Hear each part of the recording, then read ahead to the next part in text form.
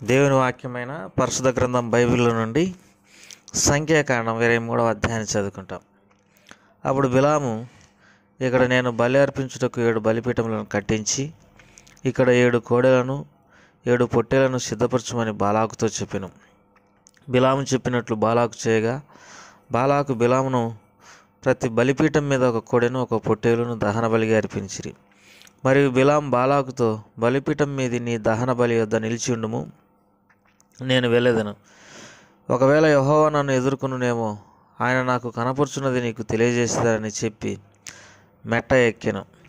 దేవుడు బిలామునకు ప్రత్యక్షం కాగా అతడు, నేను 7 బలిపీఠములను సిద్ధపరిచి ప్రతి దాని మీదను ఒక కోడెను ఒక పొట్టేలును అర్పించి తినని ఆయనతో చెప్పగా, యెహోవా ఒక మాట బిలాము నోట ఉంచి, నీవు బాలాకు నొద్దకు తిరిగి వెళ్ళి ఇట్లు చెప్పుము అనెను.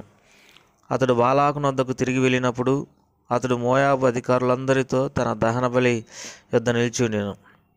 అప్పుడు బిలాము ఉపమాన రీతికి ఇట్లనెను, హారాము నుండి బాలాకు, తూరు పర్వతముల నుండి మోయాబు రాజు నన్ను రప్పించి, రమ్ము, నా నిమిత్తం యాకోబును శపించుము, రమ్ము, ఇజ్రాయేలును భయపెట్టవలెను అనెను. ఏమి చెప్పించగలను? దేవుడు చెప్పించలేదే. ఏమి భయపెట్టగలను? దేవుడు భయపెట్టలేదే.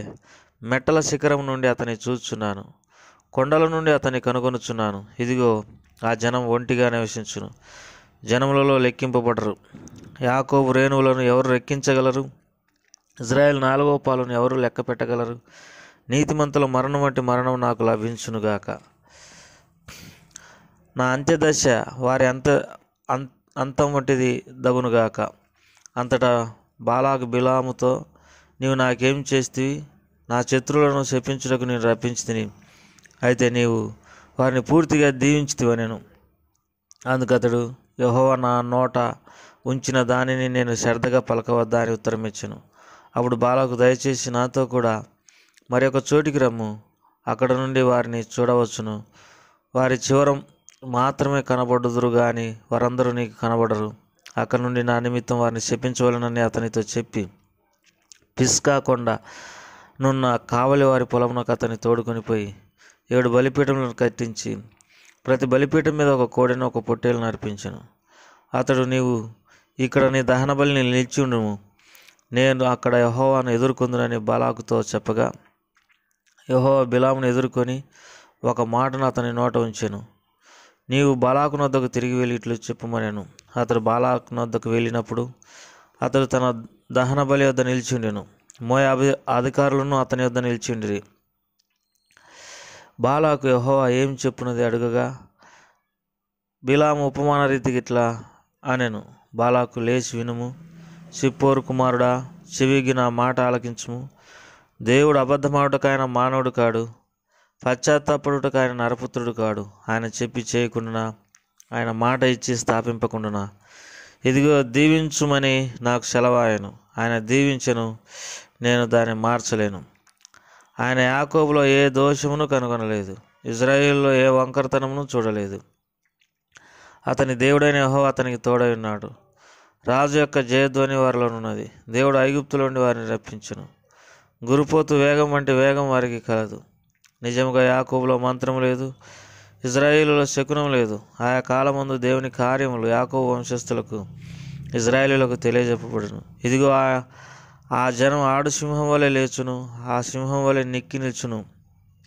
అది వేటను తిని చంపబడిన వాటి రక్తం తాగు వరకు పండుకొనదు.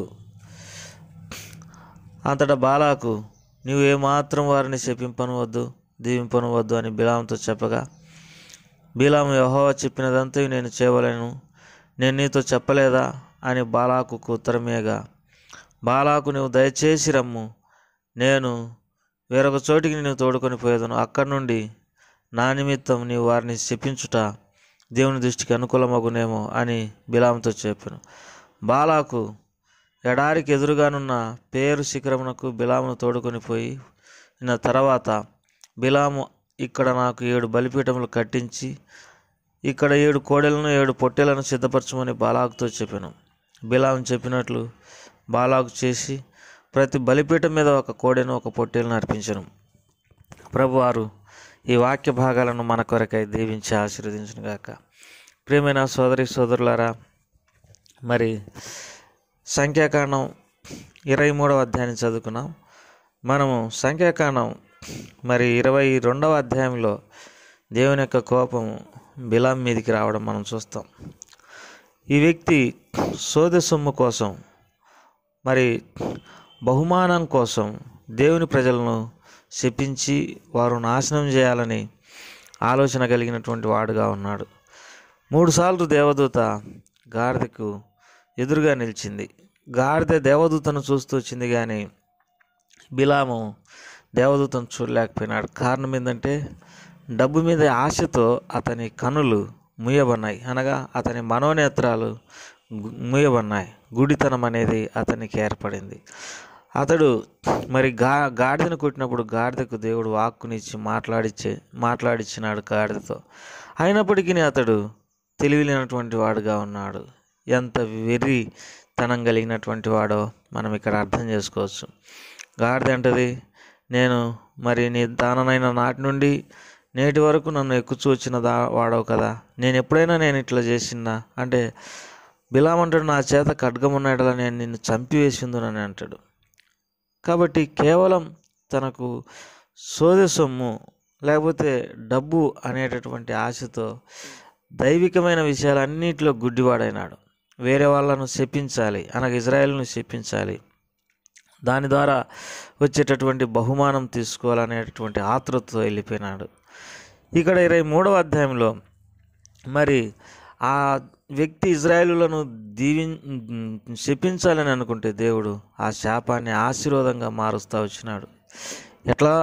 ఎట్లయినా వారిని శపించాలన్నప్పుడు దేవుడు మరి ఆ బిలాము నోట ఆశీర్వాదమే పెట్టినాడు. చూడండి 7వ వచనం, అప్పుడు బిలాము ఉపమాన రీతిగా ఇట్లా, నేను ఆరాము నుండి బాలాకు తూర్పు పర్వతం నుండి మోయాబు రాజు నన్ను రప్పించి, రమ్ము నా నిమిత్తం యాకోబును శపించుము, రమ్ము ఇజ్రాయేలును భయపెట్టవలెనా. నేను ఏమి శపించగలను, దేవుడు శపించలేదే. ఏం భయపెట్టగలను, దేవుడు భయపెట్టలేదే. మెట్ట శిఖరంలో నుండి అతను చూచుచున్నాను, కొండల నుండి అతని కనుగొనుచున్నాను. ఇదిగో ఆ జనం ఒంటిగా నివసించును, జనములలో లెక్కింపబడరు. యాకోబు రేణువులను ఎవరు లెక్కించెదరు, ఇజ్రాయేల్ 4వ పాలను ఎవరు లెక్క పెట్టగలరు. ఇక్కడ మరి కొండ మీద నుండి మెట్ట శిఖరంలో నుండి అతన్ని చూస్తున్నాను, ఎంత విస్తారంగా ఉన్నారో చూడండి, వీళ్ళని ఎవరు లెక్క పెట్టగలరు. బిలాముకు వారిని చూసినప్పుడు వారిని ఆశీర్వదించాలనే అనిపిస్తుంది, లేకపోతే ఆశీర్వాదమే దేవుడు ఆ వ్యక్తి నోట్లో ఉంచినాడు.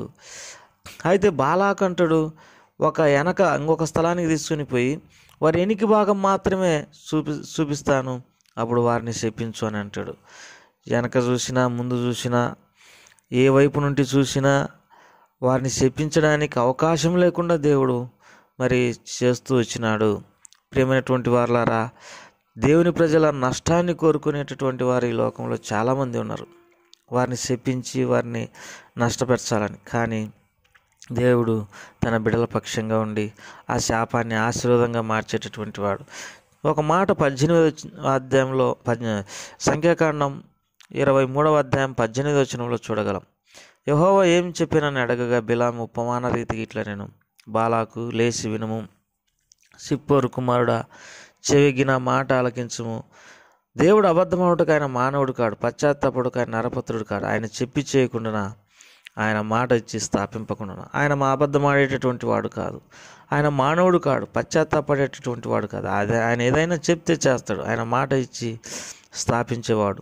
ఇదిగో దీవించమని నాకు సెలవాయను, ఆయన దీవించి నేను దాన్ని మార్చలేను.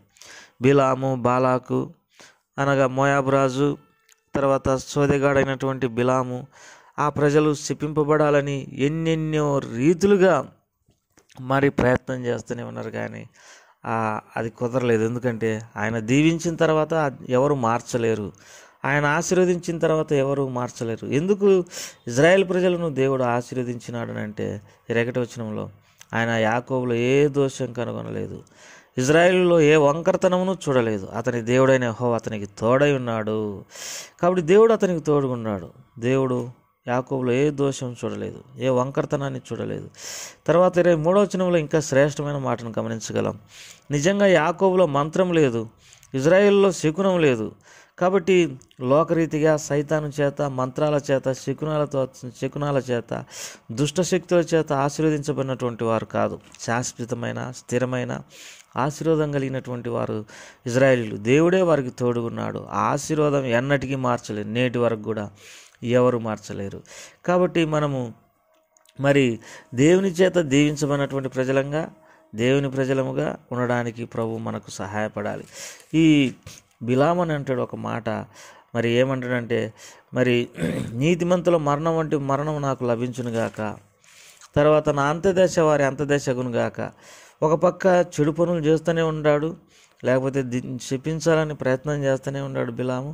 మళ్ళీ నీతిమంతుల మరణం వంటి మరణం నాకు కలగాలి, నా అంత్యదశ వారి అంత్యదశ వంటిది కావాలి అని అంటా ఉన్నాడు. కానీ ఇవన్నీ పై మాటలే. సోదెగాడు ఎట్లయినాడు అని అంటే, ఎప్పుడైతే యథార్థత, నీతి, సత్యం లేదో ఒట్టిగా మాట్లాడేవాడే అయినాడు. కానీ మా ఒట్టిగా మాట్లాడే వాళ్ళను సోదెగారు అని అంటారు, అనగా వారు చెప్పే మాటలు నెరవేరవు.